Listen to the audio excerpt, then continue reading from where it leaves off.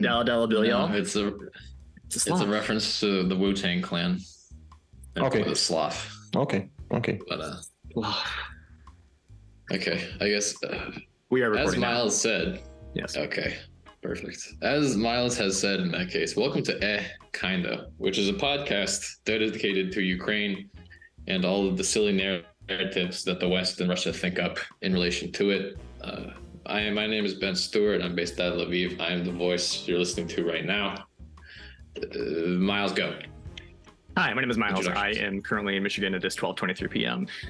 We're going to talk to you about stuff that we kind of understand a little bit. I'm sure the other two people on this podcast currently have a bit of a better understanding of this topic than I do, but that's what I got to say. I like long walks on the beach.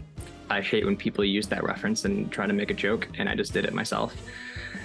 Because it's one of those things where you just try to think of something off the top of your head really, really fast. I'll try to. We gotta leave this in now. I apologize. No, we gotta leave it all in now. Okay, I will. Artem. It's Artem. I'm somewhere at the east coast of Canada. Thank you for that. Concise, to the point. And what are we talking about today again? US DOD Ukraine. Yes. Okay. Why are we talking about this? Artem, you have a thought? I see it. Well, we agreed about that. Yes, we did. This is a topic that has become political fodder, functionally. Yeah. And as anything that is trying to become, people are trying to politicize that should not be politicized. There's a lot of misinformation and lack of scope and lack of context surrounding the U.S. aid to Ukraine since the beginning of the war in 2014 and since the full-on scale Russian invasion in 2022. So this podcast is dedicated to the thesis statement that there is a moral, financial, manufacturing, and just general, it's a net good in all ways for the U.S. to provide aid to Ukraine, and that the numbers are contextually meaningless. So we're going to dig into, I'm specifically going to dig into the insane amounts of money that America spends on everything, especially defense. And people like, what's his name? What's the name of that venture capitalist Republican presidential candidate that went on and said that Zelensky is like an Afghani warlord and that he could broker a peace deal?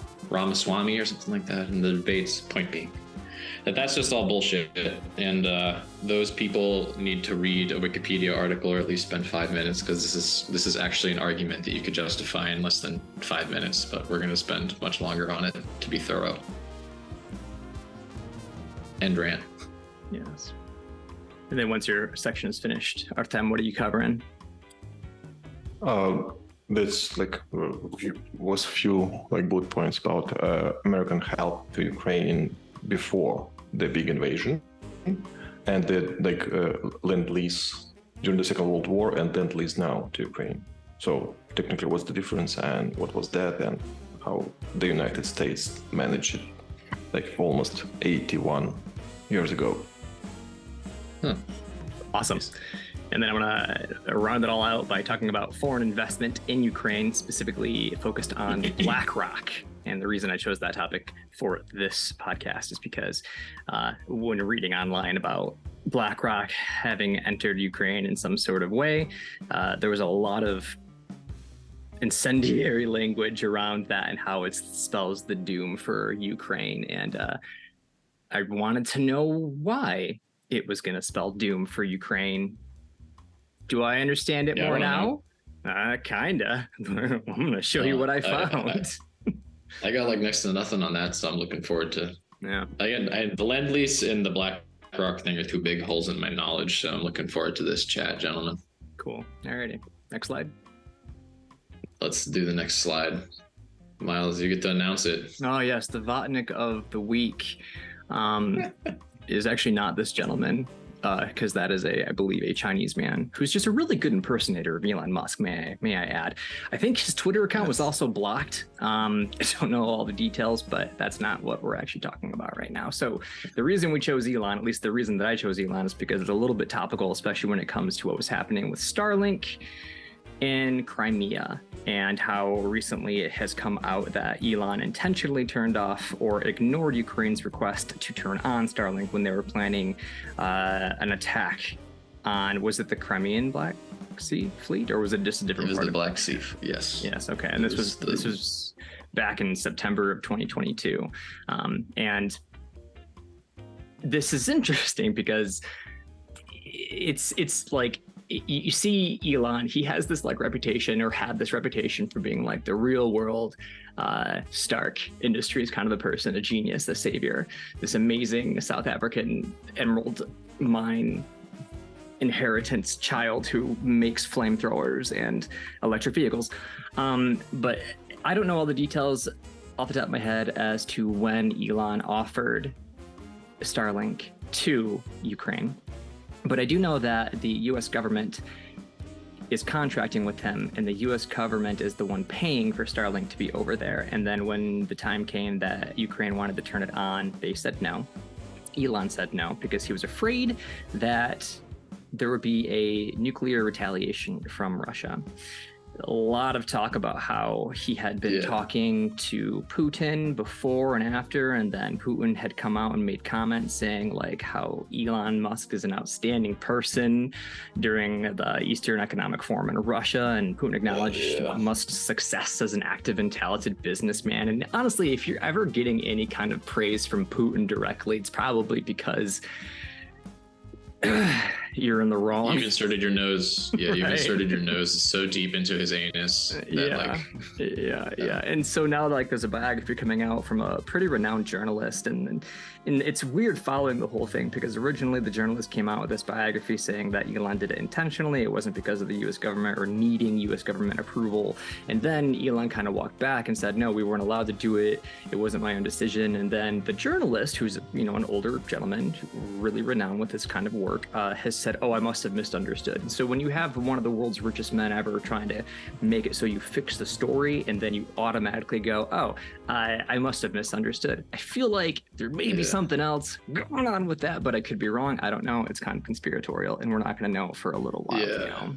I would entirely expect there to be some kind of adverse pressure in play. Elon Musk, broadly speaking, is, I think, one of those Western figures that, I say Western, he's from South Africa, but you get the point. Non-Asian, functionally not Russian figures that has, fallen to the list of people that think they actually understand the historical context of the Soviet Union and the many peoples that the Russian Empire and that kind of colonialism in that area of the world systematically oppressed and or just massacred. So I don't know.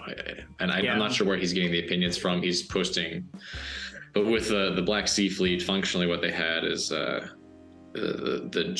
Ukrainian Special Ops Forces functionally had planned suicide drone attack by boat to a large contingent of the Russian Black Sea Fleet that was docked at Sevastopol, I understand. And the point being that at the point in time when the critical moment Elon Musk found out, then he hit the off switch while they're in mid-attack. Artem, am I getting that right?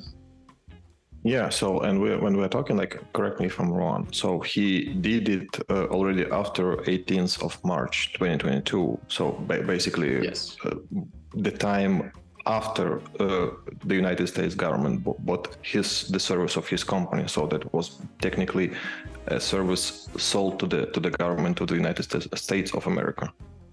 Yes, the Pentagon was bankrolling it. My understanding, it was a $175 million check that he was initially very hesitant to grab, and it was just infuriating his internal team because he was being all pissy about it not being used as a weapon of war, but you're supplying it to a country at war that's being actively invaded by a hostile power in 3 axes. So I'm not sure what he was looking for. Point being, the boats that were just full of explosives washed ashore helplessly on the coast of Crimea, and I'm sure a bunch of Russians just kind of took a big sigh of relief after they figured out they were loaded with hundreds of pounds of explosives that didn't sink their fleet, but those boats that have then, I think, launched over 1,000 missiles at Ukraine. So the indirect death toll would be incalculable. You know what I mean? The Ukrainians are very good at shooting them out of the sky, but every time a single missile hits, it can be dozens of deaths. or worse, depending on where it lands. But like Cherkasy got hit last week, and that was 20 people or whatever it was. They threw a missile at a marketplace in the Donbass. The Russians threw a missile at a marketplace in the Donbass, right? So that was another few dozen people, I think, killed and injured. And this whole thing, it has sparked a little bit of a conversation within the U.S. government. So, like, for example, the reliance on commercial vendors for military needs. This has now led to a complete reconsideration of contract terms to ensure availability during conflicts. And the concerns include verifying vendors in case of launch failures and the obligation to defend their assets when providing military support. And Musk continues to change history, and just he's like, I akin him a little bit to a stress test, because he's stressing everyone out and testing us.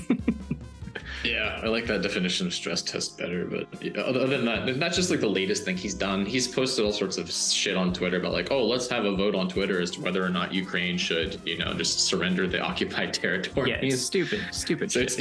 It's very much Western it's not mansplaining, but it's just this Western intellectual, this, I don't get the arrogance that a lot of people have, where they're just discussing this like, what's the percentage of Ukraine that was occupied and is occupied? Something like 30% Yeah, it was up to 1/3 of the territory, and now it's up to 1/4 or something. Also, still a lot, right? Yeah, but it's less. No, go ahead.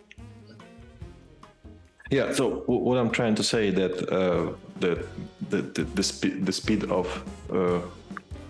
the occupation is very different, and it really depends on the help of our international allies, right?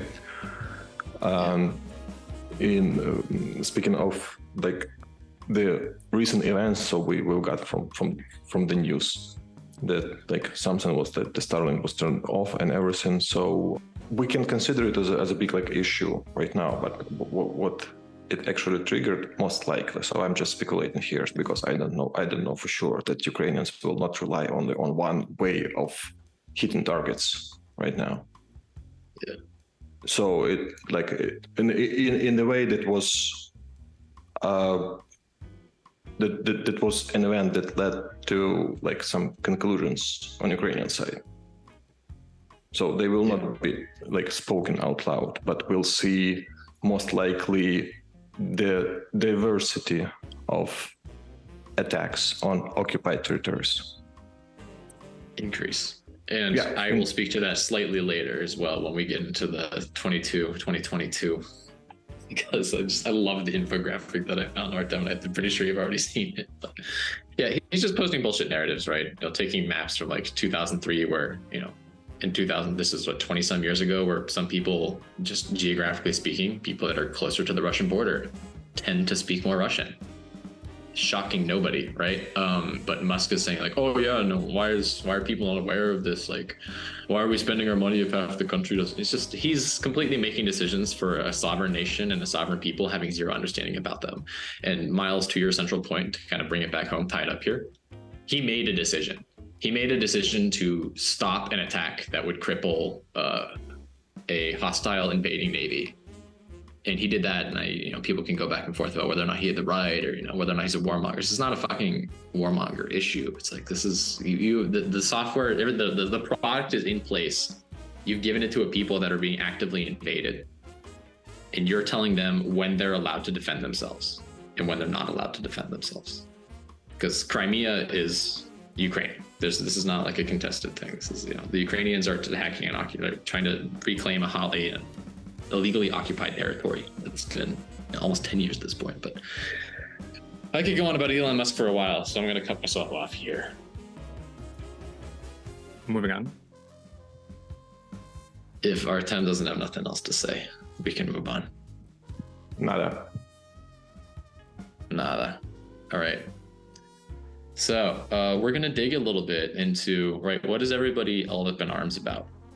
My understanding is that the wannabe Trumpists and this unreasonably conservative flank of the GOP, and I'm sure in other countries as well, but I know mostly about the United States, are quoting this unreasonable spending to Ukraine, as I've plastered in the center of the screen for people that are listening, not on YouTube.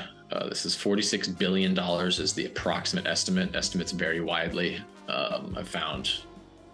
But I'm just highballing it for the sake of the discussion, right?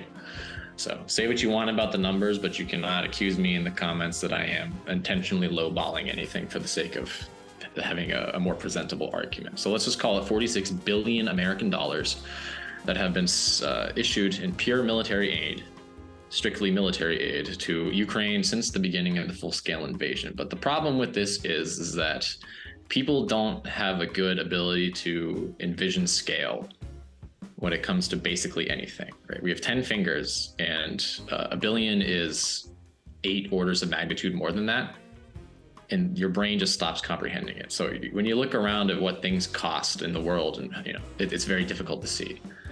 The $46 billion sounds like a lot because it is a lot of Elon Musk's net worth, 250 billion. That's a huge amount of money. That is almost as much as the entire state of California, the annual budget you can see there on the right. And also sneakily, had no idea that Ohio was so big, 161 billion per year. But Trump, 2.5 billion. $2.5 billion is a lot. Think of what you could do with $1 billion. But the point being that Elon Musk, and I found this out completely accidentally, Elon Musk is worth 100 times more, straight 100x. So when people hear $46 billion, they get all cranky about it, right? I don't know, Miles, or Artem, maybe you guys have heard from your end, if there's been any people being cranky in the news or what. Have you, this is, I'm assuming, the main pain point that you guys are seeing in the news, right? Yes, and yeah, mostly.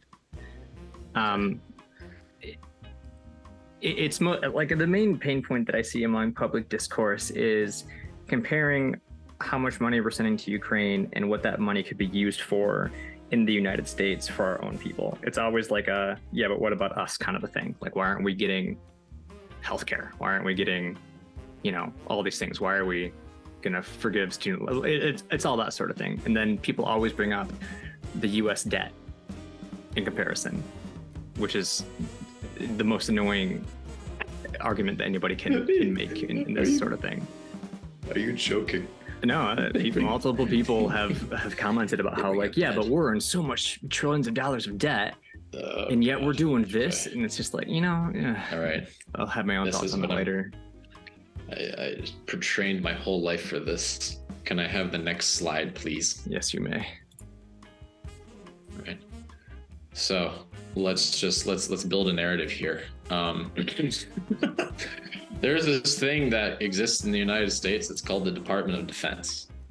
And the Department of Defense spends money that is so unreal that it makes $40 billion look like nothing. And we're going to establish that today. So you see at the very top of this graph, for the people that are looking. Yeah, Artem, hit me.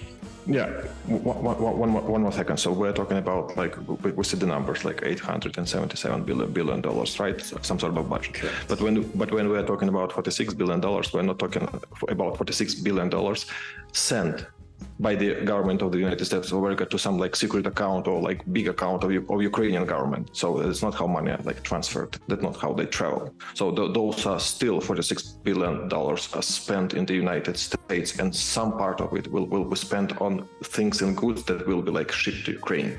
So they're not spent on Ukraine. It's not like a tranche. It's not one transaction. Sorry. Yes. Elon Musk does not like Ukraine, and unsurprisingly, PayPal does not work. So there's no Zelensky PayPal account that's sitting around with $46 billion in it. That's not Artem, to your point. So yeah, this is equivalent, approximate monetary value. The $46 billion. That's the estimate of, right? This is not cash. This is not an Afghanistan situation, but we'll get into that too. This is so exciting. Didn't Elon Musk date a Ukrainian for a little bit? And then was his heart was broken because of this Ukrainian. Do you think that's why he's such a cock? he seems like a petty human being to me. Yeah. So I wouldn't be totally shocked. Yeah. Okay. Just throwing that in there for brevity and fun. But yeah, he didn't marry a Ukrainian. Imagine if he would have. Maybe the Starlinks wouldn't have been turned off. But a Ukrainian woman would not, I think, put up with an asshole like him. Anywho, point being here, we have at the top of the graph for people that are not able to see the slide, the U.S. annual DOD military budget. Sorry, that was out of order. The United States Department of Defense annual budget for financial year 2022, which is about 877 billion estimated. It's gone up for financial year 2023. Projections are sitting at about 900 billion. So this is significantly increasing over time. Which, can we get a left click, please, Miles, for those that are clicking or those that are watching YouTube? That is more than the aggregate sum of the spending of all the other countries in this box. So it's about the approximate next 12 to 13 countries in the United States. If you add all of them together, right, you add China and Russia and India and Saudi Arabia and all of them together, we are still spending more on our defense budget. Just the defense, just the Army, the Navy, the Air Force, the Marines, and we're not even a country at war anymore, right? We pulled out of Afghanistan. And this is, financial year 2022, we were still in Afghanistan. We're sitting at 877 billion. We pulled out of Afghanistan. We are no longer in a state of active war anywhere. And financial year 2023 has still gone up by several percentage in terms of DoD expenditures. So $46 billion sounds like a lot, until you look at it in the scale of what the DoD generally spends on things. And to that point, can we have the next slide, please? And even then, when you have almost $1 trillion, $1 trillion is a drop in the pond when you look at the total GDP of the United States, which is the approximate market value of everything that we make, or is the definition that Miles hates, the size of the economy. Which, don't judge me. Why do you hate that definition so much? It's personal. It goes back to 8th grade in my economics class with a Mr. Northrup, who is also my debate coach. Great coach. Northrop Grumman? No, I mean, maybe. I don't know. I feel like Northrop is already his last name. Cool guy outside the classroom. But he was the kind of teacher who would say, "Oh, you're a schmuck." And he had tenure, so he could say anything he wanted. And even when he called me a schmuck for my comments in 8th grade, I still laughed because I didn't know how to respond. Anyway, this is a personal thing. This is why I don't like economy stuff. Moving forward, because some schmuck ruined it for you. All right, we're going to keep the language family friendly here. I respected him. He called me a schmuck. Yeah, what a fucker. All right. But point being, the United States, again, $40 billion. Let's jump to the next level up. The next level up, which is 20x that minimum, is the 1 year expenditure of the DoD. But let's go even farther and let's just, let's 25, 30, 40x this shit. Now we're reaching the actual level of the United States economy, right? So this is thousands or 10,000ths of a percent, of a value here. It's very small relative amount of money, whereas the Department of Defense budget eclipses everything else. Department of State, Department of Agriculture, Department of Education, it makes them look like you do not exist. And even then, that's only about 3% of American GDP. Because our GDP sits at, I think, about 23, 24 trillion a year, which is a lot of money. America is a huge economy, lots of good business going on here, and that's going to be vital. For the next slide, Miles, please.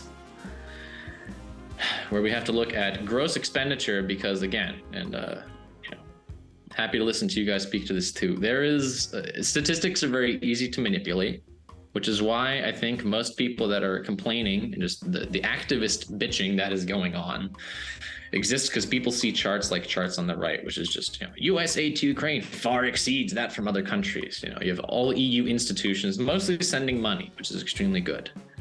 That's over, 80 billion. United States sending financial aid and support totaling 70 billion and change. Military aid, like we said, sitting at around 46 billion.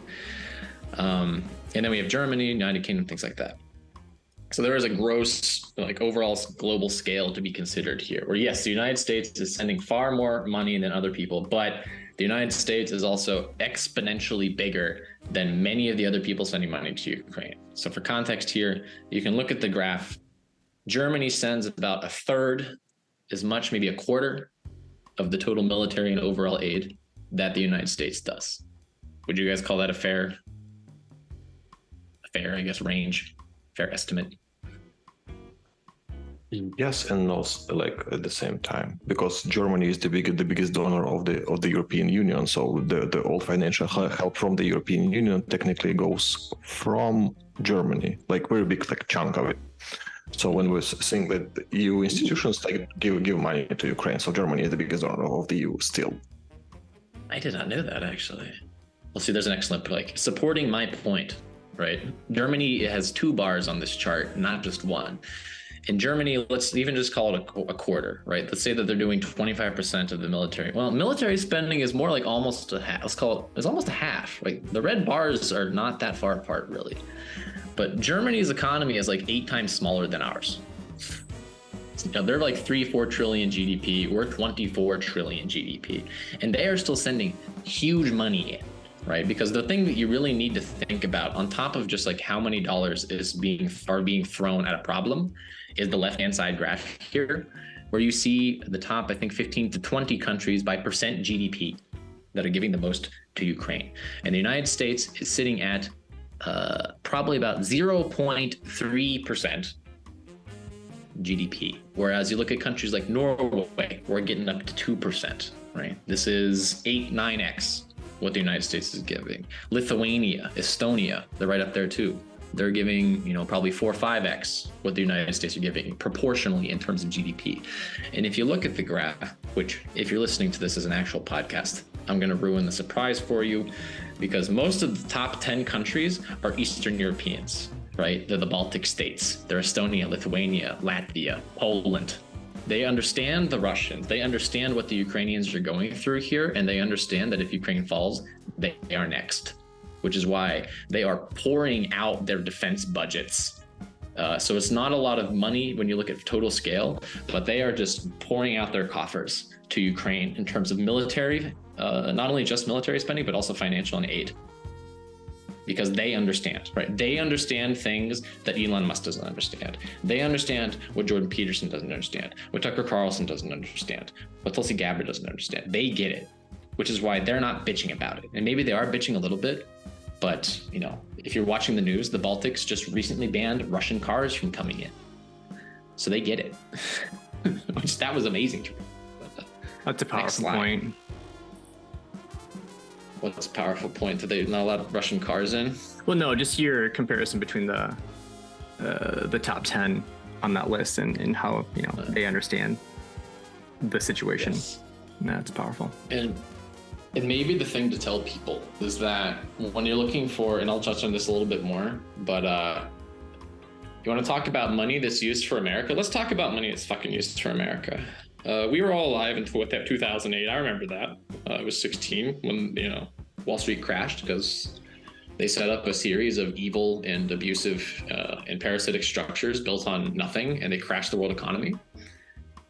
So I'm sure you, Miles, remember that. I'm not sure, Artem, how hard it hit where you were, but I remember that period distinctly. What about you guys? Oh, I remember. It was right when I was graduating high school. Economic output was not great. It was the highest I'd ever seen gas prices before. You know, people lost their jobs, people lost their well-being. It echoes through today, everything that happened then. Yeah. And actually, on point, I'm going to be talking about this a little bit in your section later about, we'll get there. Yeah, and so, you know, given the fact that, and if everybody hasn't seen The Big Short, highly recommend it. I think they unpack it really well. But the point being, fundamentally, the banks propped up a system built on nothing with the absolute knowledge that they were able to crash the world economy by feeding poorly gained money, or like abusively gained money, into their own pockets. So when we talk about what the federal government is ready to do for the Americans, right? So it's not totally ignoring. Do you guys remember off the top of your head how much the bailout was? Maybe? Fun facts? Miles, you saw the slides, maybe you know. Not off the top of my head, I do not know. hit me with a left click, and that'll be $700 billion. And you can see behind the $700 billion sum, right? So $700 billion, I'm going to call that 18 Ukrainian wars right now. Just under 20, right? We don't have that many Ukrainians for that. Yeah. And there's not enough live Ukrainians to keep the fight going. At the current rate that we're giving aid, Artem, to a very disgusting but accurate point. I was at a soldier's funeral yesterday, and it was very shitty for the family, more so than anybody else. But you can see at the chart behind, these big banks, the banks that created the problem, right? These people are walking away with multi-billion dollar bailouts, $3.5 billion, $10 billion, $15 billion, $1 billion. A company that just took the money and ran, and then the government handed them more money because they said they're too big to fail. $700 billion into nothing. I remember what the taxpayers got. The taxpayers maybe got like a few hundred. My parents put the money into a refrigerator, because fortunately my parents didn't lose their job. But when it comes to value on a dollar and where we can put that money, there is also corruption in the United States. That's a very important point that needs to be made. I think for the entire global financial crisis, I think one person went to jail, which is outrageous. And $700 billion is, a massive bailout that totally eclipses the Ukraine spending that's going on. So people that are thinking that we need to be spending the money on, just shove it, because there's really no better spend. And to that point, let's continue. We're moving on. Let's play anybody that has grown up in the 90s or 2000s, remembers the show The Price is Right with the great Bob Barker. So what we're going to do is I'm going to invite some participation from you two, my dear friends, and we're going to play The Price is Right, the Department of Defense edition, where I'm going to show you a picture of something on the screen, and you get to guess how much it costs. Oh boy. Because we need to understand, we need to establish an understanding of what budgetary reference, what kind of scale the DoD spends on. In real terms, right? You can look at a chart and say, oh, $800 billion. But this is all air, right? This is all intangible mush. So let's talk concrete. Left click. Let's see what our first contestant is. Coming on down. We have an airplane. Can anybody identify the airplane? That's the one that everyone's afraid of. Correct. Does that help? I can't identify it. I'm not a military hardware person. It's okay. That on the plane, that on the screen. Oh, go ahead, Artem. I am sorry. So it's the pretty F-16. It is the pretty F-16. It's the F-16 times 2 plus 3. It is the Lockheed Martin F-35 Lightning II. Oh, right. And so let's talk about let's talk about project costs. How much does it cost? How much did it cost to make this plane? Oh, just the plane as a tool we're not considering like pilot trainings. We're talking pure research development costs. Oh man, that takes years and billions. I want to say 50 million. Okay, 50 million submitted. Artem, $50 million, $1. No, like about 30 million. The research and development and initial project phases of the F-35 come to about $1.5 trillion. Trillion with a TR. Oh, yeah. Oh. We were close to zero. Yeah. Into actual number. Yes. And part of the reason is, this is a great story. We're not an engineering podcast, but I'd love to talk about this plane at some point. The long story short is that the United States military looked at all their planes. They looked at the F-15, they looked at the F-16, they looked at the F-18 Super Hornet, they looked at the F-22 Raptor, they looked at the A-10. And they said, we need one plane that does all of these things. And then they quickly realized that this is impossible. And by quickly, I mean they're like 7 years over budget right now, and they're 1.6 billion over budget. At least. So the total cost, I think, is 1.6 trillion. No, they're like 100 billion over budget. Sorry. It's my understanding. $170 billion over budget, right? This is in my notes. So what they functionally did, Martin, hit me. Go ahead. Go. I see you got it. I have to say it because it will be too late afterwards. Because when you said like we want all the features and one thing is like the episode in Simpson when Homer designed the car.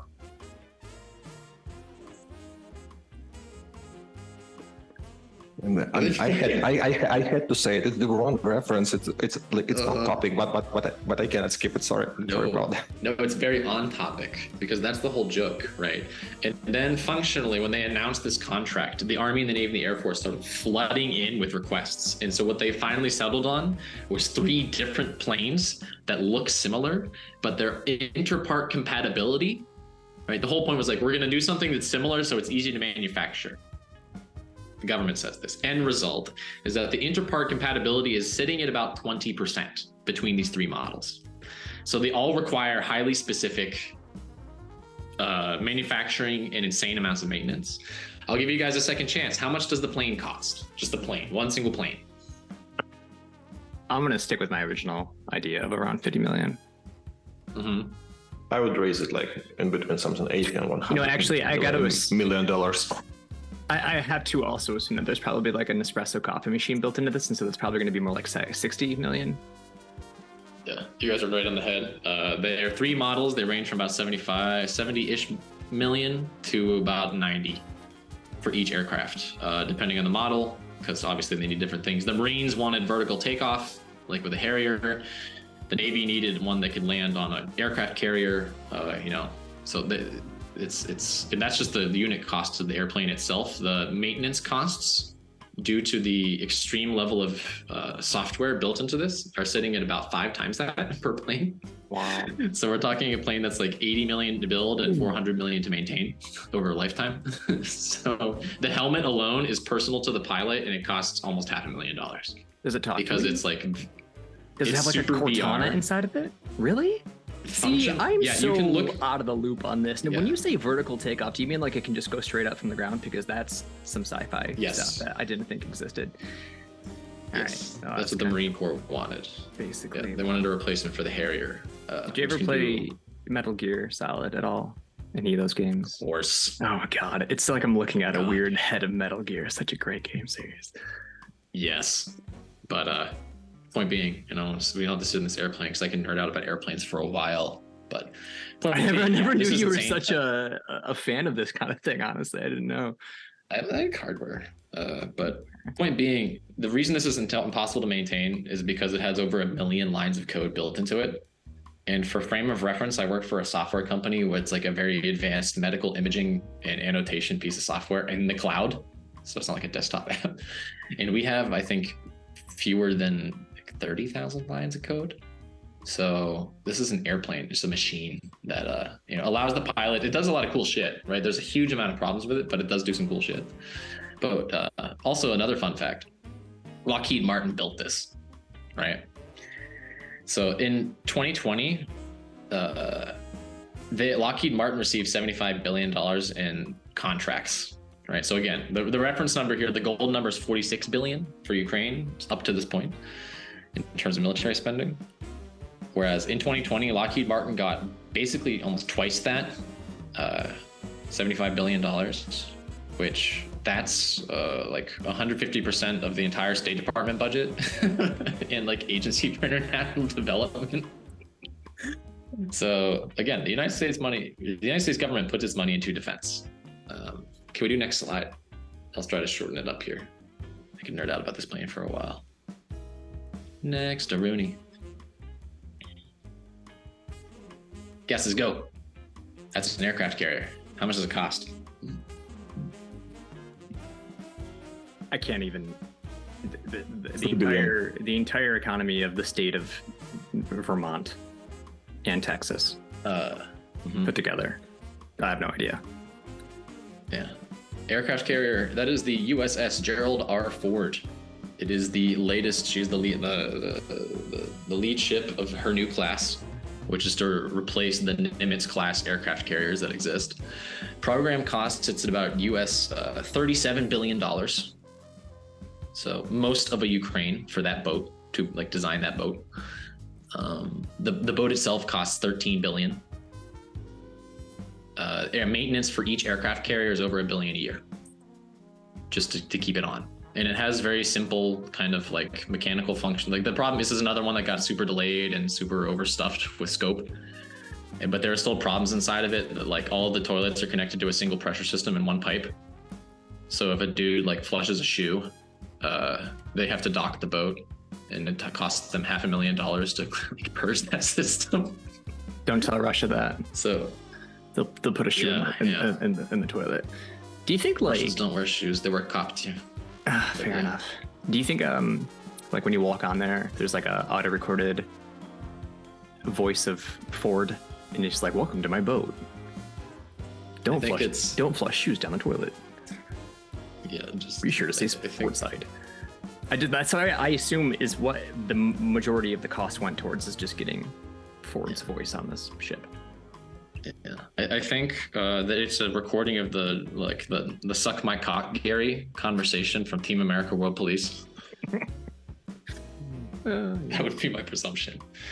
But a fun fact about aircraft carriers: the world has approximately 20 aircraft carriers, and I mean a fleet carrier, not a helo carrier, which is a much smaller, much easier to maintain boat. The United States has 11. Of like half the world's, like over half the world's aircraft carriers belong to the United States Navy. Second place is a 4 or 5 way tie, I think, between like China, India, the UK, Italy, Japan, like another country. That's all 5. Yeah, that's all 5. They have 2 aircraft carriers each. For how fast it can go? So we are just. Off the top of my head, I would say 30 to 40 knots. It's a nuclear powered boat. I don't know how the Gerald Ford. I don't know. Because it's just plagued from the very beginning by overscoping and can't meet timelines, can't meet the budget. So I cannot tell you off the top of my head. I'm sorry, but we can go to the next slide. I really thought you were just going to know off the top of your head, based on. I would guesstimate 30 knots. I don't know how to measure things in knots. I am not a nautical person.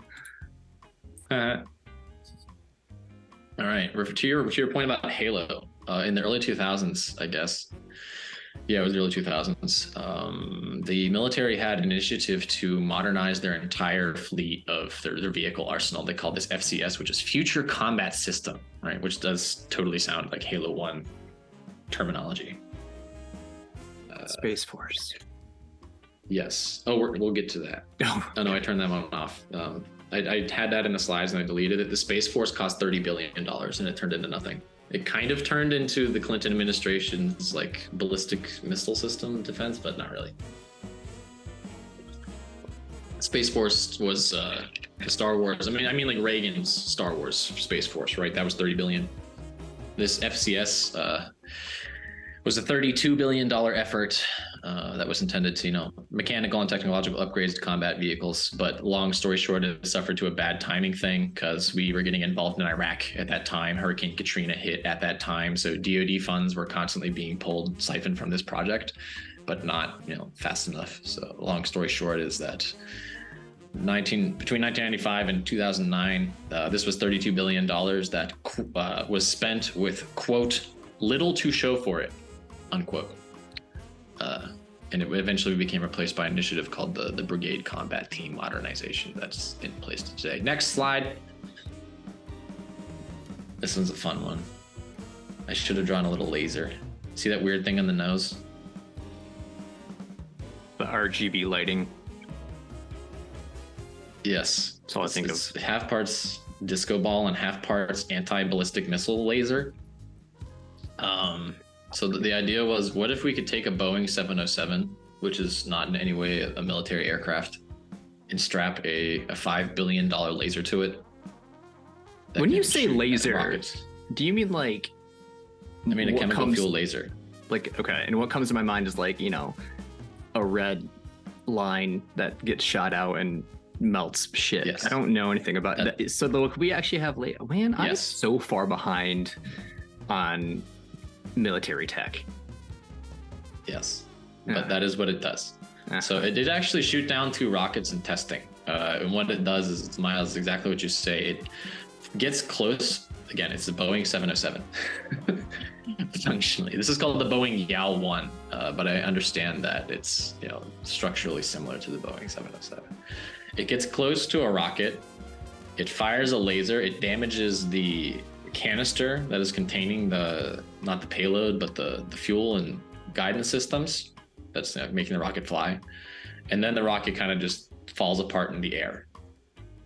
So the payload theoretically doesn't detonate. So that's what this is supposed to do. And I found a great quote by the United States Secretary of Defense at the time, because this was totally scrapped. This is United States Secretary of Defense Gates, who was during the first Bush administration. He was the Secretary of Defense, quote unquote, quote rather. "I don't know anybody at the Department of Defense who thinks that this program should or would ever be operationally deployed. The reality is that you need a laser something like 20 to 30 times more powerful than the chemical laser in the plane right now to get any distance from the launch site to fire." So right now, the plane actually would have to orbit inside the borders of Iran in order to be able to try and use the laser to shoot down a missile in the boost phase. And if you were to operationalize this, you would be looking at 10 to 20 747s, 747, pardon, not 707, at $1.5 billion a piece and $100 million a year to operate. And there's nobody in uniform that I know who believes that this is a workable concept, unquote. It looks cool though. It does. But again, this is an unassorted, right? This is an unassisted, assuming that you're in a non-contested environment and that there's no hostile planes or air defenses of any kind that allow you to just fly this Boeing 747 close enough to a rocket in the boost phase, right before it's gone into space. Like an ICBM, but whatever. Next slide. All right, and this is just kind of a production initiative that the Army had because they wanted to update their camo. So they spent $5 billion on uniforms without actually doing any field testing and sent it to a bunch of guys out in fucking Kandahar. And then the people on the ground there were like... Was this when they were trying to make it so people couldn't take pictures of their uniforms? Is that what this change was? Oh, I don't know about that actually. I have no idea. What's that? Oh no! Do I know something that you don't possibly? That's probably incorrect. I remember like talking about the new uniforms when we were like in the Middle East. I think in the beginning after 2001. I don't know. They designed it specifically so when you take a picture of it, the patterning in the fabric distorts the photo. But I again, that's just something I remember from years and years and years ago. It may not be true. Don't quote me on that one, but I'm pretty sure that was part of it. That is the approximate. Long story short, basically the Army, specifically the Army, right? They threw $5 billion into new uniforms without doing any kind of field testing whatsoever. And when they got to the field, can you just left click 3 times? We can see the headlines here. Yeah. So they just right there, the pixelated uniform pattern. Yeah. And they trashed it. Okay. Yeah, soldiers saying that uniform, quote, universally failed in every environment. It was a Marines. Yes, a political effort to stay, quote, cool in comparison to the Marines. $5 billion. So when your people are saying we need to spend the money domestically, that is not necessarily the case. The government's not good at spending money domestically all the time. We've just covered approximately, almost, goodness gracious, over $1.5 trillion, like 1.7, 1.8 trillion dollars at this point, and just garbage. You know what I mean? So let's talk about that when people want to bring up that. So next slide, please, because I'm not going to wrap up my points here. And then my final, I guess, big rant about this is going to be based on the fact that people are really jittery about Afghanistan, and I get that. I really do. I get that in personal ways that are related to my work life and the directions that I could have gone in, much more intimately than I'm going to talk about in the public space. But point being here, let's compare Ukraine and Afghanistan, because that's what people are thinking here. Artem, don't worry, I got you. But that's not that easy to compare. No. I got bullet points. I'm reading at this point. So let's just compare here. Ukrainian borders. Ukraine is a culture that introduced Christianity in the year 985. And they've been on the same territory for thousands of years, border-wise, right? I'm getting the nod of approval from the Ukrainian. Afghanistan is a more complicated situation. it is as a result of a phenomenon that is actually just called the Great Game, which was the colonial dick measuring that the British and the Russian empires did back probably 100 and some years ago at this point, like late 19th, I want to say, century. They were arbitrarily redrawing all these borders in what we know today as the Middle East. And, you know, Afghanistan definitely got caught up in all of that. And when I was going through my alternate life as a potential defense contractor, I spent a little good amount of time with some Afghanis, and they're like, it's, you know, the borders don't make sense because there's four distinct, they're saying, this is not me, assuming that I'm remembering this correctly. There are, you know, several distinct ethnic peoples and tribes with their own, you know, cultures and traditions that are packed into what people understand to be approximately Afghanistan right now. So that's borders. Government-wise, you know, Ukraine is a semi-presidential republic. It has been officially since 1991 when it was free from the Soviet Union. But Artem, you can speak to any kind of democratic traditions that I think you've had for much longer than that. Yes, we do. So technically, democratic traditions, they started probably the time when we got like Christianity into our like daily life. So back then, because we used to elect dukes, that was not any sort of monarchies or something. Dukes that ruled communities, etc. Go on, please. Yeah, and Miles, when you get, I'm not going to spoil your entire Cossack episode, but there were, in I think way as far back as like the you know, what was it, the 1700s, there were Cossack functionally colonies called Sikhs that were ruled by councils. So it was a democratic process, and they chose a leader among the council. And there was never this totalitarian, there was never this authoritarian kind of history, no monarchy, none of that shit. Mm-hmm. The monarchy came when the Russians imported it functionally. So, whereas Afghanistan right now is a Taliban-ruled totalitarian Islamic emirate. So difference in governments here. Education-wise, Ukraine has a 99.4% adult literacy rate. They produce the fourth biggest producer of academic graduates in Europe. So that's a fun fact. You know, very highly educated population. There is an actual Silicon Valley here. There are, you know, it's a place where you have established infrastructure, first world problems. I had a first world problem on the train today, where I was on an intercity train that has almost no stops, but the app that you can use to order food on the train only brings it to you on a stop, right? So that's kind of like, oh no, I bought the nice train and now they won't bring me food. So that's a first world problem by definition. I have never even encountered that as an option when I was in Ukraine. Granted, I was not in the West, so. No, they just like, they're putting a lot of time into, you can buy drip coffee in Ukrzaliznytsia now. It's very nice. They're putting a lot of time and effort into upgrading things. But is it still a babusya who gives you the coffee? It's like that, you know, what is that called? Yes. They just like live in little compartments in the train and they pour it for you. Yes. Jakobs. Well, they hand you coffee. the bag. No, because it's a drip coffee. It has like a fancy cardboard box cutout thing that you have to fold in a fancy way. And then you pour, you know, you go to the boiler and you pour the water in and it drips into your cup. It fits over the cup specifically. It's like Ukrzaliznytsia drip coffee, which is the Ukrainian train station, like the Ukrainian railway. Are you telling me that they put all of those babusyas out of business with their goddamn automation? No, you still have to go to them and buy it. You just buy drip coffee. Okay, all right. Got it. Just making sure. I'm worried about the babusyas. No, you're all good, dude. The babus are still there, but point being that, you know, I was in Kiev. There's a giant Samsung office, right? That was also where Deloitte was, right next to the train station. There was a Pepsi factory, which Pepsi can go fuck itself, but you know, they allowed them. They did actually fuck themselves, which is a funny story. Pepsi is just they haven't left Russia, so they've, you know, generated over $100 million in revenue for the Russian government. And the Russians launched a missile that fell on the PepsiCo factory and destroyed the PepsiCo factory in Ukraine. So now that I did not know, and that is some sweet. Is the word irony for this, or is it like, I don't know. Is that the word? I think so. Maybe.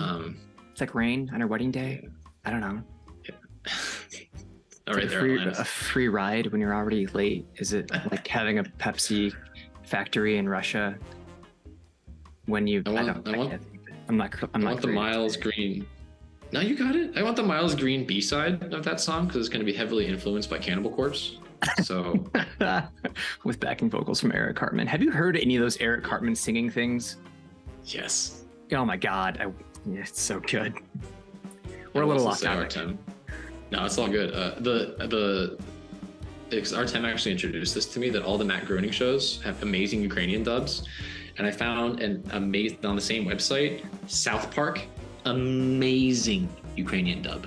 Actually, we just watched the Trapped in the Closet episode with the lady, but getting off way topic here. Nuclear capability. Let's do global exports. We should put a link to those in our video description because I want that link also to watch those. Sure. Anyway, okay. Exports. Totally do that.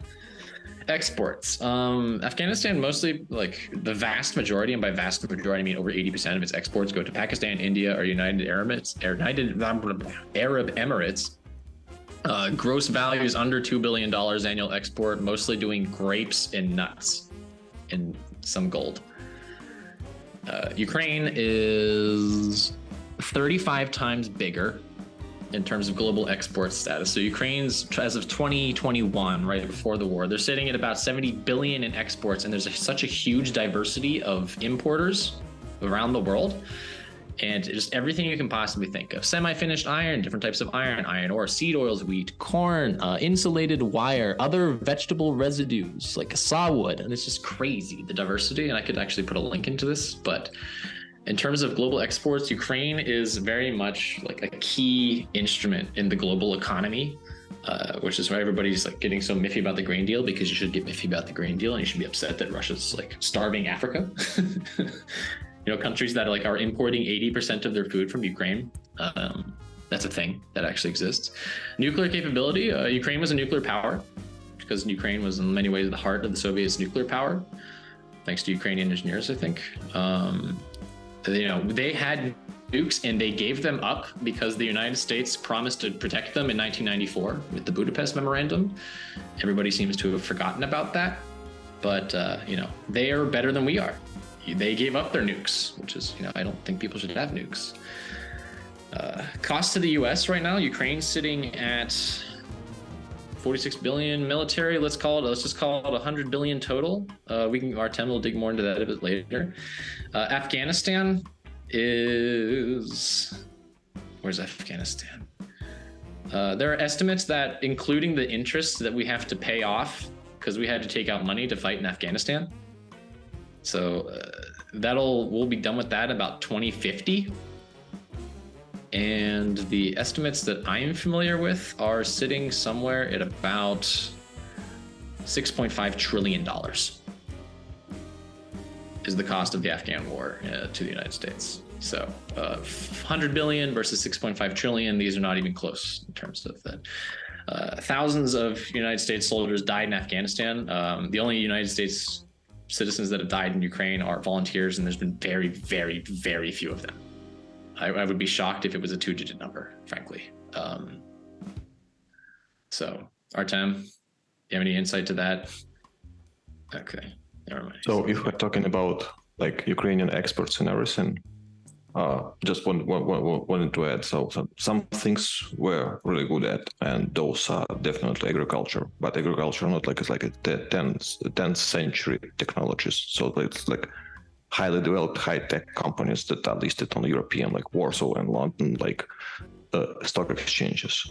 So that's a big deal really for Ukraine, and luckily for us, those territories are not occupied right now, where those companies operate at the moment. So companies with like metals and iron like export, they're heavily damaged right now at the moment.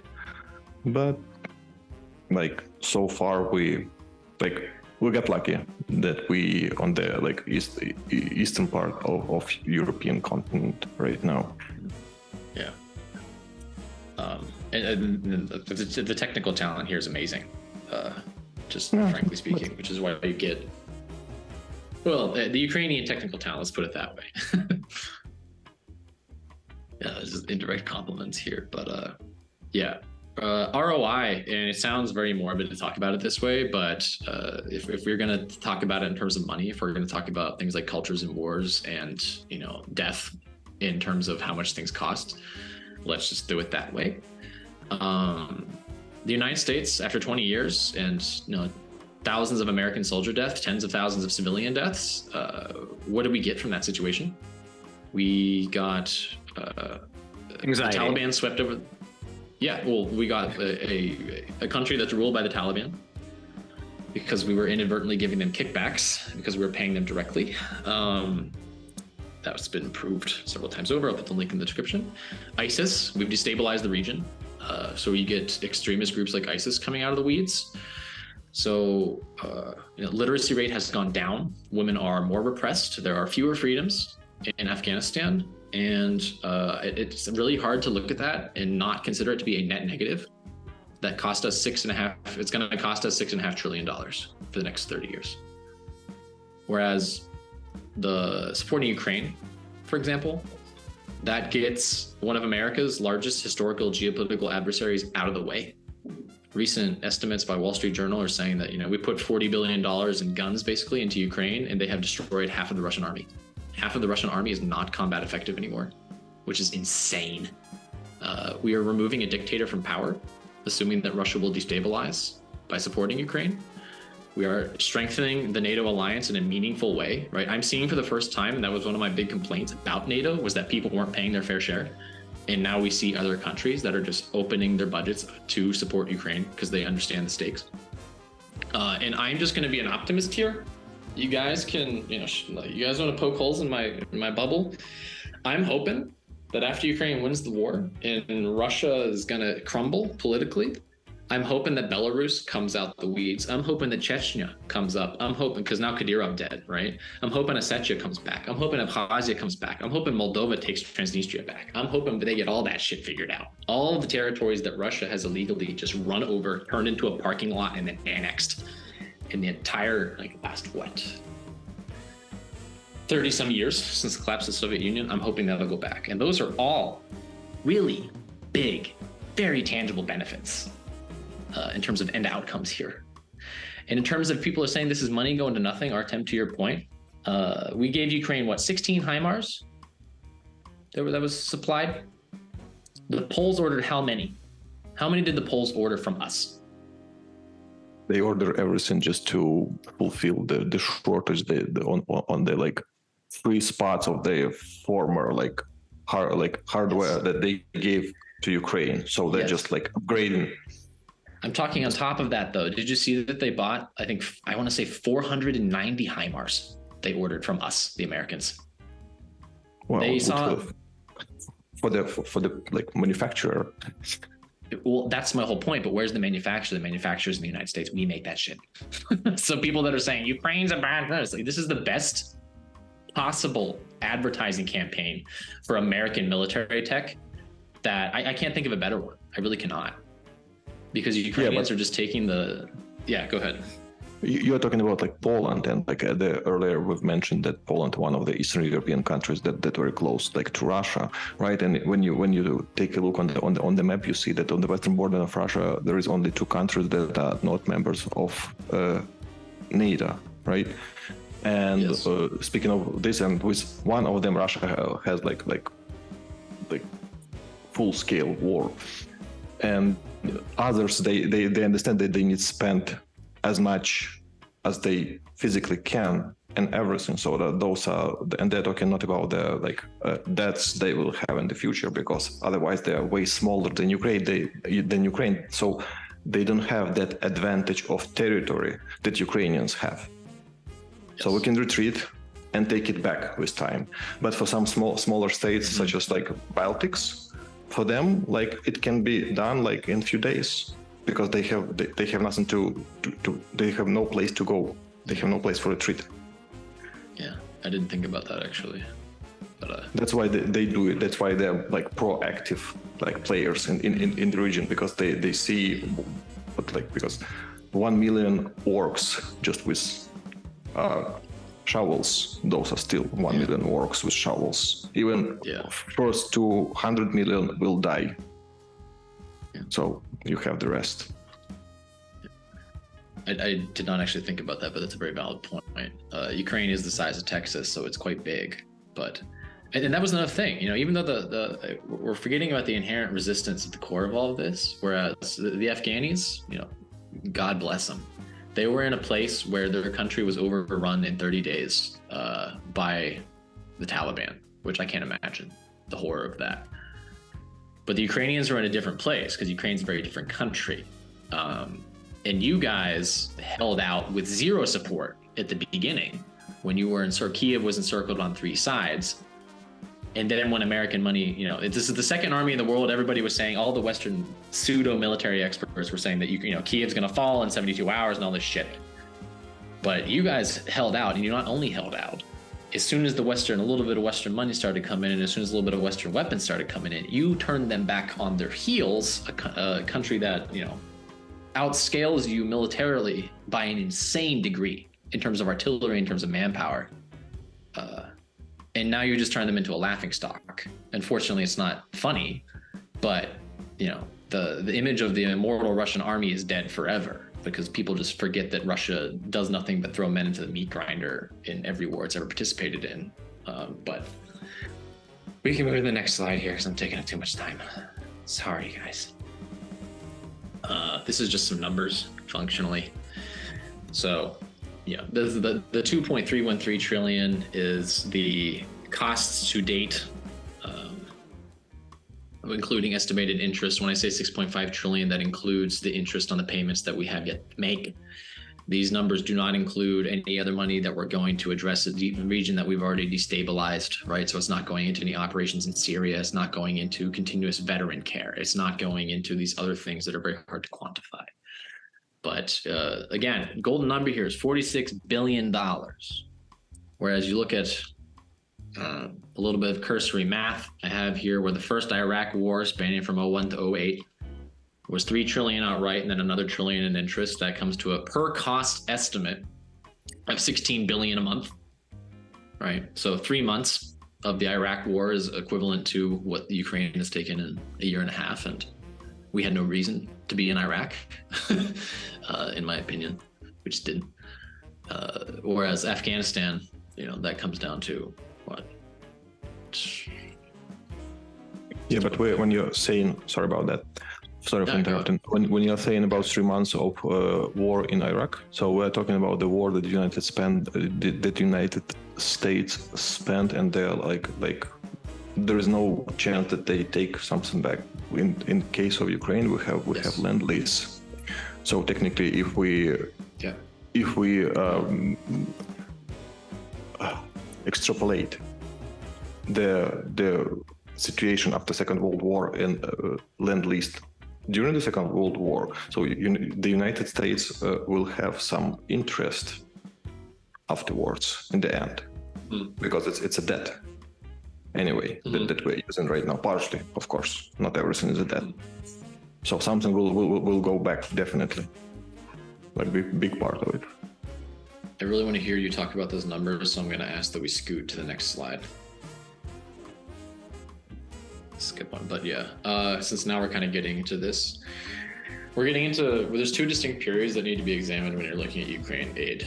There's after 2014, and there's since the beginning of the full-scale invasion proper. So Artem, I guess we can turn this, Miles, if you got points too, please chime in as well. I'm not trying to monologue here. No, you're good. But continue, please.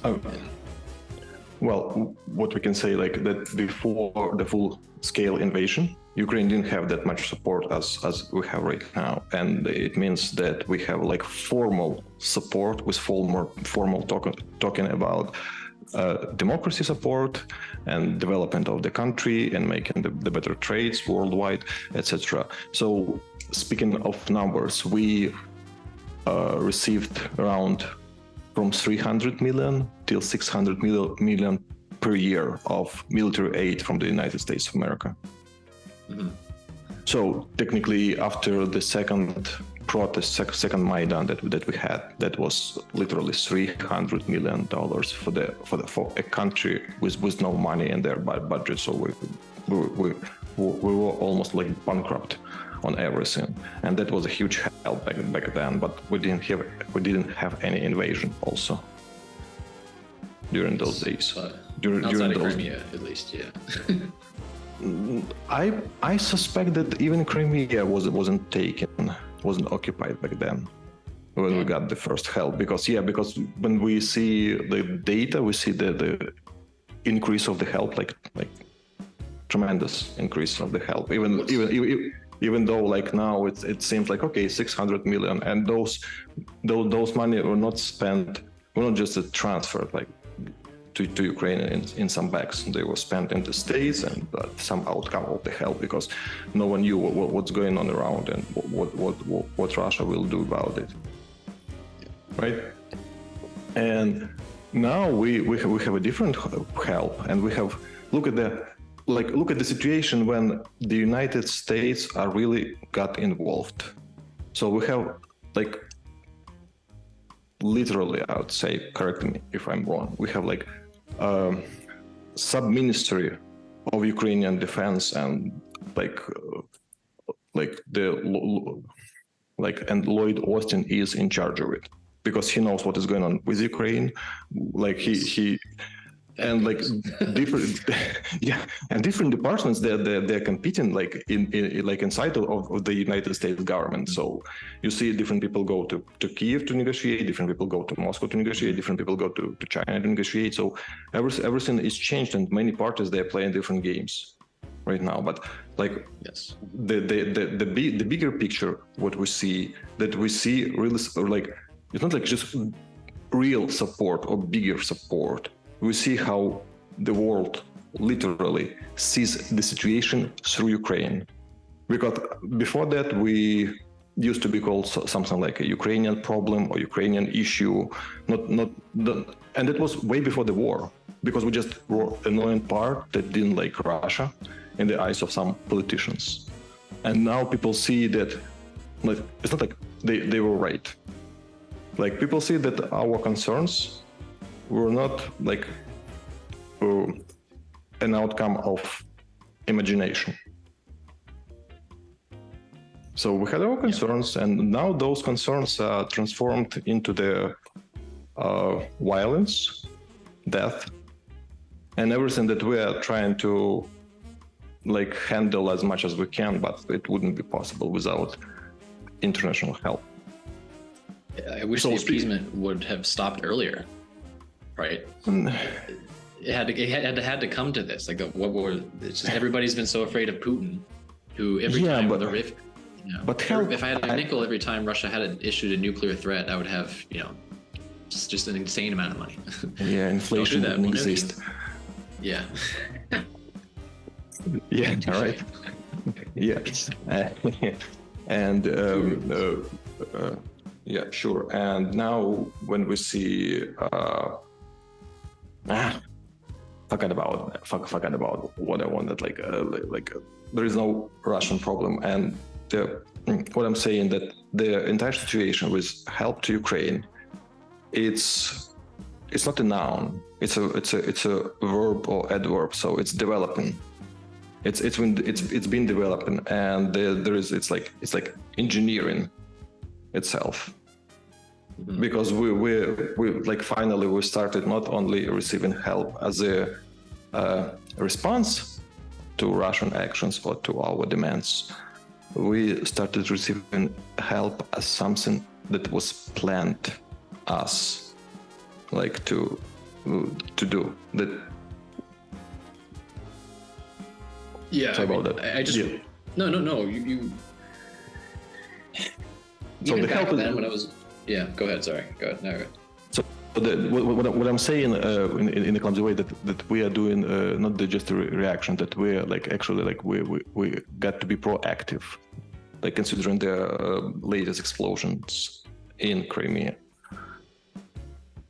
So it wasn't response. So the help is coming in some like in some actions now, in planned actions. Mm-hmm. And there are many parties that like designed already so many actions, and for some actions we might suspect that we have that we have those money planned for something that has not happened yet. That's a good point, because I'd be very curious at some point, like when this is. I mean, we could even do a podcast on this.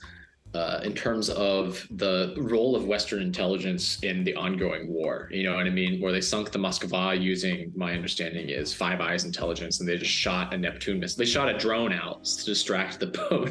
The Russians were staring at a drone, and then they just shot 2 Neptune missiles into the side of it, which is beautiful. But it's just such a goddamn pity that it took this much to get to this point. If this, you know, I don't know if it's a boy who cried wolf story, or if it's people, just the Russians have such a deep propaganda network out there, or if it's just the Russian oil money, or what it is.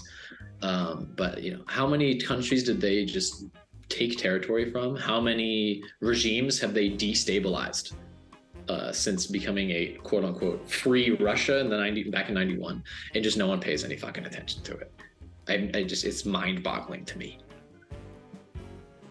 You know, the guy that orchestrated, you know, Wagner, right, to our previous podcast, fucking in 2014, when it was Wagner was created to, you know, they sent out to fight them in the fucking Donbass, and the Russians like, that wasn't the government. It was the government the whole time.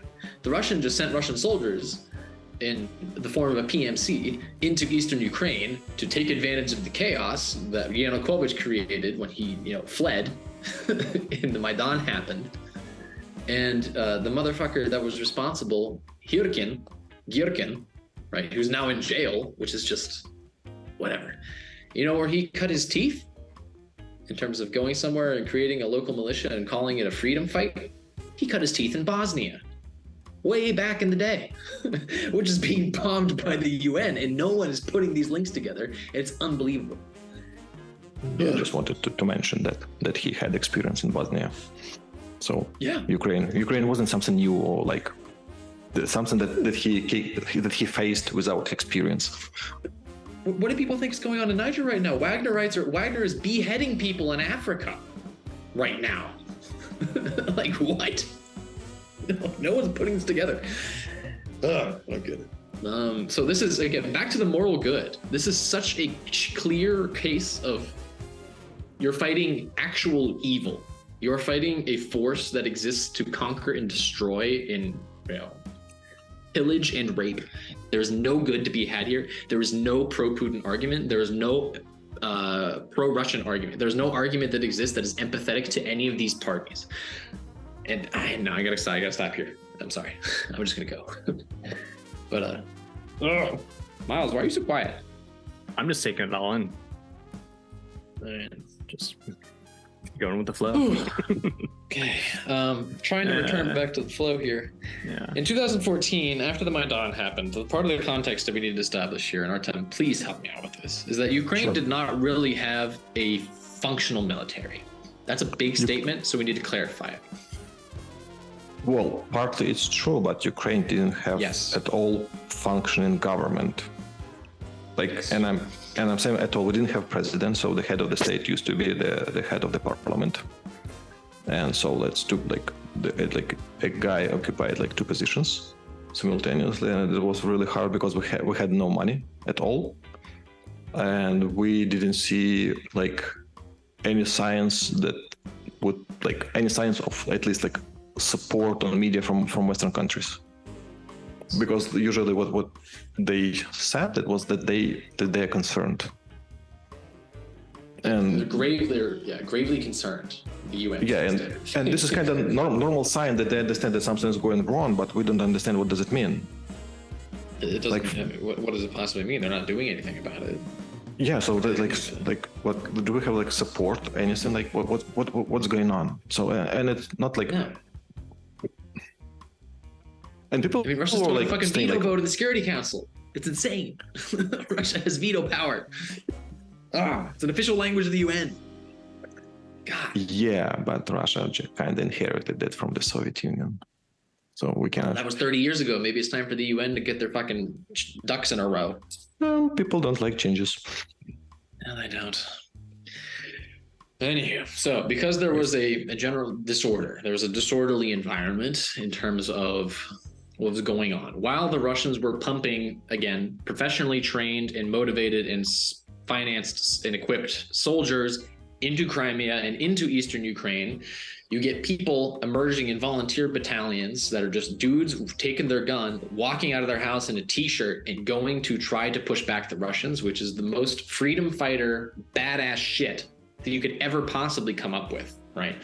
But that's also where you get the horrific instance like in Ilovaisk, where there was a bunch of Ukrainians that, they're faced against, you have people in general chaos against a organized military force with something that was very planned.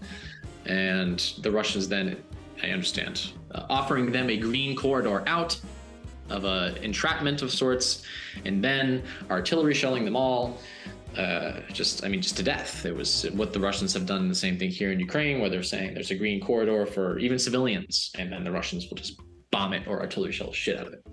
So against that backdrop, after things kind of stabilized in end of 2015, early 16, the contact lines in the East basically froze.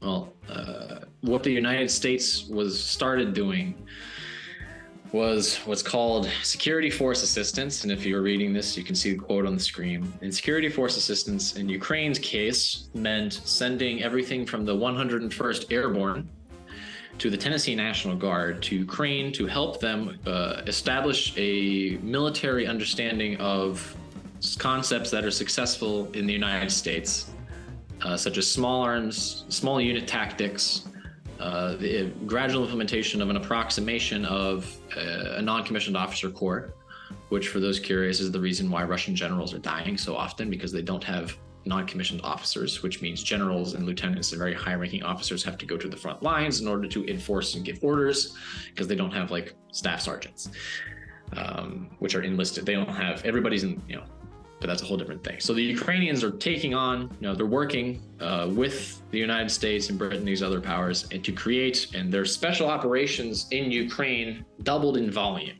So you have twice as many Spets guys. And again, this is just happening in training camps and locations that I will not name here, obviously, with the goal of modernizing and also kind of bringing Ukraine closer to NATO, and that was happening at all levels. You guys got NATO ammo, you guys got NATO call signs and ranks for your military. You abandoned all of that old Soviet, the remains of the skeletons in the closet in that regard. And the modernization, the NATOization, I guess you could say in a way, was occurring from 2014 to 2022. My understanding of the net cost of that was also, again, about $40 billion, including all of the aid, not just military aid, including everything else that was sent, humanitarian tranches and things like that. So that's over like $40 billion over 8 years. Do the math on that. So again, not a huge investment here. But coming back to my point on the ROI, let's do next slide. Oh, sorry, I have to make another point here. Yes, so this is up in 2021. Before the war started, again, we have, I guess, 40 million. I misspoke then in that case. 40 billion rather, in military aid approximation, then about another 35, including financial and humanitarian. So again, distributed over 8 years for the purposes of enabling the Ukrainians to fight without escalating the war, because everybody and their mother was worried about angering Putin for whatever stupid fucking reason. Nukes. So, if again, boy who cried wolf. I know. If I had $1 for every time the Russians threatened to nuke the West, or one of the propagandists said they were going to nuke Great Britain or whatever the fuck it's going to be. Yeah, I just remember like when the conflict or the invasion initially happened, like I had people in Ukraine messaging me, and they were asking like, why aren't people closing the skies? Why is this not a no-fly zone? Why doesn't the United States do this? Why isn't more help coming? And it put me in a really awkward position to, for one, these are my ex-colleagues who I had worked with when I was in Ukraine, who through me, unfortunately, was a window to the United States and culture, because these are the people who worked in my school, my village school. These are people who lived in the adjacent villages, and they were rightfully so afraid and angry. And the only real thing that I could say to them was like, it's likely because the US does not want to escalate into a nuclear conflict. Now, whether or not that was the right thing to say at the time, I don't know, but it was the only kind of justification that I could give back to them. It's the only thing I could find as far as talking points goes, and it was a very high emotional time. But it was, and then, you know, Russia's military came out to be just a paper tiger, and the only bargaining chip it seems like that Putin has left is I shouldn't say bargaining chip, the only threat he has left is that nuclear retaliation. What do you two think about that? Okay, I can probably mention something about Russians before the war, and that was probably beginning of 2000s. So beginning of 2000s, if you like make a bit of search, maybe you remember that Russia was quite pro-Western country, or they positioned themselves as a pro-Western country because they had all the reforms from 90s, and they were proud about that. And prices for oil like raised like significantly for the like last 15 years, etc. And they thought that bad times would never come again, right? So, and we like likely will not find any nuclear threats from Russia or Russian propaganda by 2007, because before that year, Russia was preparing to become a NATO member, and that was a famous Putin speech in Munich in 2007, when he literally admitted when the West was an enemy to Russia. And luckily for Ukrainians, for now, that Russia was not accepted as a NATO member, because now we wouldn't have any help at all, because that was, again, that would be just a sort of repeated situation from 2014, but in way bigger scale, when people in the uniform without any signs on it would just take the governmental buildings in Ukraine, and NATO wouldn't do anything about that. Anything. So we just simply got lucky. And then after 2007, we started hearing this anti-NATO like hysteria from Russian media, that NATO want to provoke Russia, or NATO is a threat to Russia. And then like Russia need to be ready for a response. And then we see that was some sort of training, or let's sort of say like experiment on Western politicians. What would they say when Russia invaded Georgia?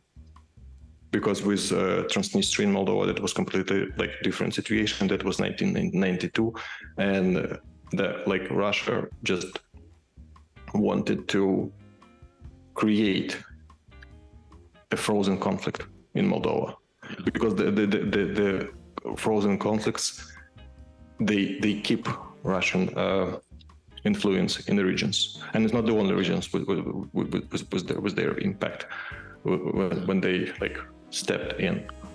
So the first try, that was 2008. Yeah. So is that not the exact same thing, like you're saying, with NATO? For God forbid Russia, in some horrible alternate parallel universe where Russia's part of NATO, is that not exactly what happened to the Organization for Security and Cooperation in Europe? Which is, they had, and this is the bullshit, right? The Organization for Security and Cooperation in Europe, after 2014, created a special monitoring mission. Oh yeah, I met them. I talked to them many times. Monitor the contact line. There were Russians on that team operating in Ukraine. And that initiative was, you may be shocked by this, discontinued in 2020, after the invasion, because Russia refused to vote for it. Interesting. I actually am still in contact with one of the members, and I had met with her a few different times. She was part of the OSCE, and I met some of the retired police officers, but never once did the conversation turn to how there were Russians on the council. That's interesting. There were Russians driving along the contact line on the Ukrainian side, expected to objectively record how many times the Russians are violating the ceasefire. I am curious now to reach out to Darlene to see if she wants to talk about that, because I think she's even back over there right now for something else. That would just be fascinating. Her name out of the podcast, but yes. Oh, she's public. She's on Facebook. She's posted about it on Facebook. It's anything that you can't find. I can double check before publishing. Yeah, I need to talk to her then. But yeah, she came to Caritas a couple different times, and I had met her, and I met with. There was another guy. I forgot his name. He was smart as a whip. His entire, I think his PhD was about the geopolitics of Russian governments, and he was there. I think he was Irish, actually. Yeah, he was an Irish dude. Yeah, I wonder if I can find and track him down too. He shared a lot of resources with me about Russian propaganda campaigns going back into the 1800s against the United States, especially when it comes to race relations. A lot of documentation on that somewhere. I think I have a Dropbox folder somewhere. Anyway, completely off topic, but yeah. I'm gonna revisit that with you too later. All right, that sounds good to me. To kind of cap everything up, right? How many times have the Russians threatened to nuke the West? How many times have the Russians threatened to do this? How many times have the Russians threatened to do that, right? It's just like any other bully. You cannot appease them. It's like it's a rabid dog. The only thing that you're gonna do with a rabid dog is you can't tell a rabid dog not to bite you. You got to shoot it in the head. And this is like the only solution to addressing what's going to happen in Ukraine. There's no peace deals. There's no negotiations that are going to fucking happen here. The only negotiation is going to be when Russia leaves, and it should be as soon as possible. Get the fuck out. Return to the old borders and never come back. And unfortunately, to your point, circling back, I guess here, people are understanding this now because it's such a weird war where everything is so visible everywhere all the time, from the the millions of people that have flooded across the world, refugees from the country, to things being posted on social media, and to my initial point where Ukraine is just it's a developed country with infrastructure and internet. So people just take their smartphones and record missile strikes that occurred outside their houses. I did that several times. I have many videos on my phone of shit that's on fire, and I can see it from my window, right? So the Ukrainians, fortunately, are extremely good at turning Western money into dead Russians, which is ultimately the goal here, is it not? Get the Russian invaders out of Ukraine. Can we go to the next slide, please? Which is why, again, coming back to the investments, the return on investment. Afghanistan's 20 years, $6.5 trillion, including the interest rate. We have thousands of Americans dead, and we somehow inadvertently now have a Taliban regime sitting at the top of Afghanistan. No investment there. Nothing good happened. And I think that negative cloud of what's happening there and in Iraq and everything else in Syria might be just hanging over too many Americans, where when you look at it, and Miles, I will ask you this right now. Do you know where I saw a very weird ad saying that Ukraine is an amazing investment on the part of the United States government? Guess where I saw that today? I have no idea. GOP4Ukraine.com. Ooh, okay. All right. Let's lean into this then. Yes. What they're saying, they're trying to counter these Matt Gatzes and these other fucking clowns that are saying Ukraine's a bad investment. It's like, we've put $40 million in, which is a percentage point of our annual budget. Mm-hmm. This is for a war that's been going on for more than 1 year. And they have completely rendered half of the Russian army non-combat effective, estimated by the Pentagon. This is not Ukrainian numbers. I'm talking Pentagon numbers here, right? Almost 300,000 dead Russians. And here's the stats on the screen. And I would like to point out the fucking submarine or a country that does not have a navy. The navy that the Ukrainians currently have is partially composed of patrol boats and things like that have been purchased from the Americans. They're old Coast Guard patrol boats. Because they have what's been called a mosquito navy in some ways. And they have sunk an enemy flagship and a submarine. It's a beautiful thing. Look at these numbers. These numbers are insane. 4,000 tanks, 4,600 tanks. Let's assume that each tank, even if it's a shitty T-60, that's over $1 million a pop. The newer ones, the T-80s, T-90 series, are getting up $3-4 million a pop. So just do the math on that. Tank losses alone are in the hundreds of millions of dollars, if not billions of dollars, just on the tanks and the equipment here. The Russians just lost an S-400 system, a Pantsir, that was supposed to be the scariest fucking thing since sliced bread. We built the F-22 Raptor specifically not to get shot down by stuff like this, apparently, right? Stealth, this is kind of, I think, partially what inspired the whole stealth fighter thing. That's an over that's a system that's over $1 billion. $1 billion. B with a B. And the Russians are losing equipment left and right. So when people are presenting the argument that Ukraine's not a good investment, I will never buy it. Because how much would this cost if the Americans did it? That's kind of the counter argument. Who else is going to fucking do it? And who's going to do it better and who's going to do it cheaper? Nobody. Okay, that's a good point about Americans. Let's talk about like average salary of the American soldier. Let's say let's talk about infantry. There are 5 supporting soldiers for every 1 infantry unit. Don't forget, for every American that holds a gun in the army, there's 5 or 6 that support. So let's do the math on that. That's a lot, because if we count even there was the like private salary starting from like, let's say on average it will be 50K, and it's salary only, it's without supply. So with $1 billion it would be what, around like 20K soldiers just in salary terms. It's 1 billion. Equipment. Yeah. Nothing is just salary. It's like no supply, no uniform, like nothing. Yeah. No food. There's no reason, and this is an actual fight for the free world, and I'm not trying to sound like Cold War paranoid saying it like that, but this is, the hill that Russia has chosen to die on, and the Ukrainians are going to hand them as much death as they want, and we should give them every single possible capacity in the world to do so, because they're the ones dying for it. You, as the American that are sitting here on your fucking computer watching this at home and bitching about the fact that Donald Trump does not understand the politics and geopolitics of Eastern Europe and that the Americans are doing this, right?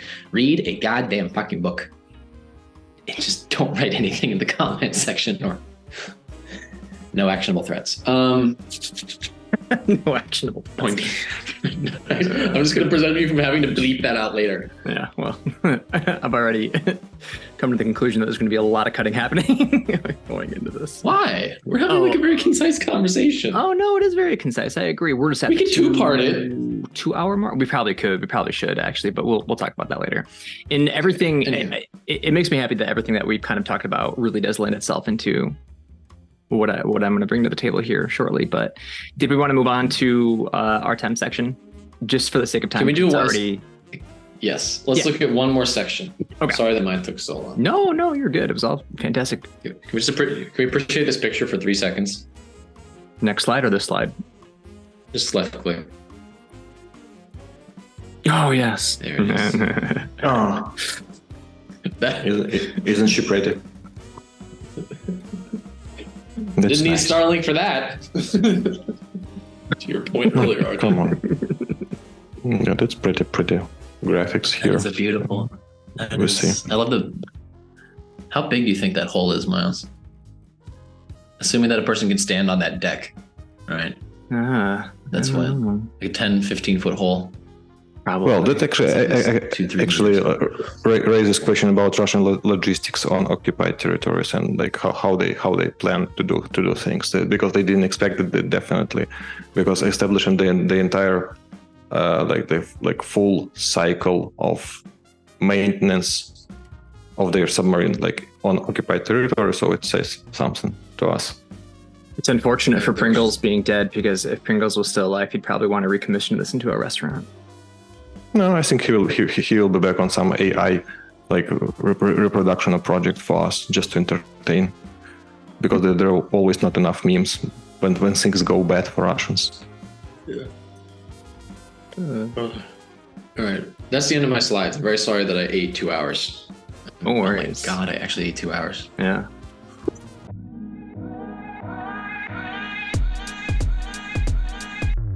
Hello, folks. Ben here.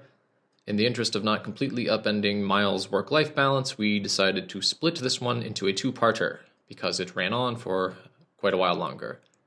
Part 2, which will cover the current Lend-Lease agreement and BlackRock, will be coming out soon, so please keep your eyes open. Thanks for listening, and always stand with Ukraine.